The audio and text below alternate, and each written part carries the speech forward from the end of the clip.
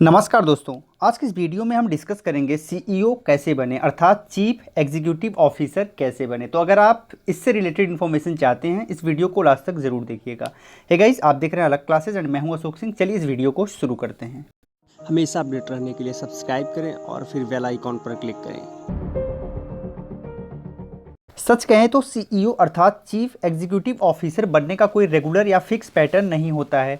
अर्थात ऐसी कोई पढ़ाई नहीं होती कि जिसको करने के बाद फाइनली आप सीईओ बन पाएँ। तो इसका एक रेगुलर पैटर्न नहीं होता है। फिर भी हम प्रयास करेंगे कि आपको बेहतरीन जानकारी दे पाएँ।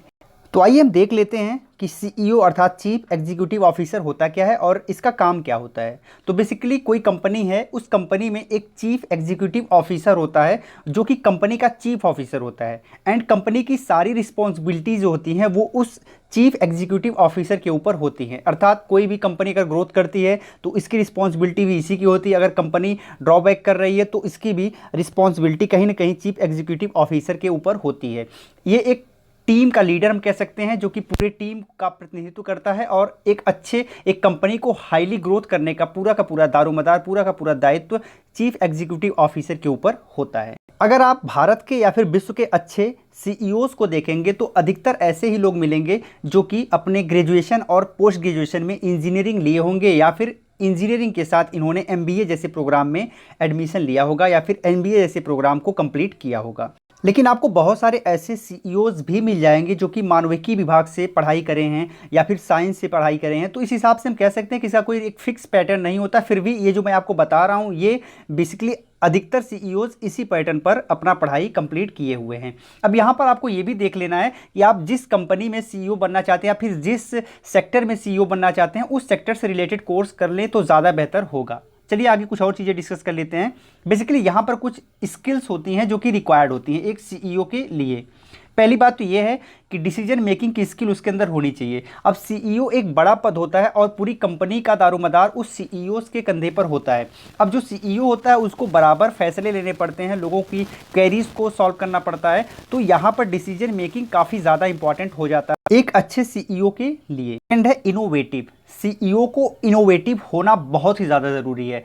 अर्थात अभी क्या परिवर्तन हो रहा है, क्या टेक्निकल परिवर्तन हो रहा है, कौन कौन सी नई नई तकनीक आ रही हैं, उन सारी चीज़ों को उसके पास अच्छा खासा उसके पास नॉलेज होना चाहिए और अपने खुद के कंपनी में भी आवश्यकता पड़ने पर इन नई चीज़ों को इंप्लीमेंट करना चाहिए। क्योंकि समय के साथ साथ पुरानी तकनीकें लोग छोड़ देते हैं और फिर नई तकनीकों को अनुसरण करते हैं। और अगर आप तकनीक के हिसाब से अपने आप को चेंज नहीं करेंगे तो आपकी कंपनी पीछे हो जाएगी या फिर डूब सकती है। तो सीईओ के लिए ये बहुत ही इंपॉर्टेंट कदम होता है। थर्ड है मोटिवेशन। गाइस, सीईओ हमेशा मोटिवेट रहना चाहिए क्योंकि अगर वो मोटिवेट नहीं रहेगा तो अपनी पूरी टीम को वो मोटिवेट करके काम नहीं करा सकता। तो इसलिए मोटिवेशन बहुत ही ज़्यादा ज़रूरी है। नेक्स्ट है टीम वर्क। चूँकि एक कंपनी में बहुत सारे लोग काम करते हैं और सीईओ को इनको क्रिटिकल एनालिसिस करना बहुत ज़्यादा ज़रूरी है और इनको प्रोत्साहित करके एक साथ एक टीम भावना को डेवलप करके काम कराना बहुत ही ज़्यादा ज़रूरी है। इसलिए टीम वर्क यहाँ पर उसकी स्किल उसके अंदर होनी चाहिए। नेक्स्ट है अंडरस्टैंडिंग पावर। अब ऐसा नहीं है कि सीईओ केवल अपनी बात लोगों पर थोप रहा है। अगर उनमें से जो भी कर्मचारी हैं अगर उनके पास कुछ नए आइडियाज़ हैं, कुछ इनोवेशन है तो उनको सुनना चाहिए एंड सुनने के बाद उसे और भी अच्छे से इम्प्लीमेंट करके फाइनली उसे फॉलो भी करने का प्रयास करना चाहिए। ठीक है, तो ये सारी चीज़ें भी होनी चाहिए। नेक्स्ट है स्ट्रॉन्ग कम्युनिकेशन स्किल। चूँकि एक सीनियर पद पर वो है और पूरी कंपनी को हम कह सकते हैं कि उसी के बेसिस पर उसी के ऊपर डिपेंड होती है। तो कहीं ना कहीं उसके अंदर एक अच्छी कम्युनिकेशन स्किल होनी चाहिए जिससे वो अपने प्रभाव को और लोगों तक या फिर थर्ड पार्टी तक पहुंचा सके। नेक्स्ट है लिसनिंग स्किल। तो यहाँ पर मैंने पहले ही बता दिया है कि अंडरस्टैंडिंग पावर में कहीं ना कहीं लिसनिंग स्किल भी आ जाएगी। लोगों को सुनने की क्षमता उसके अंदर होनी चाहिए। ऐसा नहीं है कि लोगों को नज़रअंदाज करके अपने हिसाब से सारी चीज़ें करें। लोगों को भी सुने, अगर कुछ अच्छे आइडियाज़ मिल रहे हैं तो उसे इंप्लीमेंट करने का प्रयास करना चाहिए। नेक्स्ट है एनालिसिस पावर, यानी सही और गलत चीज़ों को एनालाइज करके एक अच्छे कंक्लूजन पर पहुंचना जो कंपनी के लिए काफ़ी हितकर हो। तो ये भी चीज़ें उसके अंदर होनी चाहिए।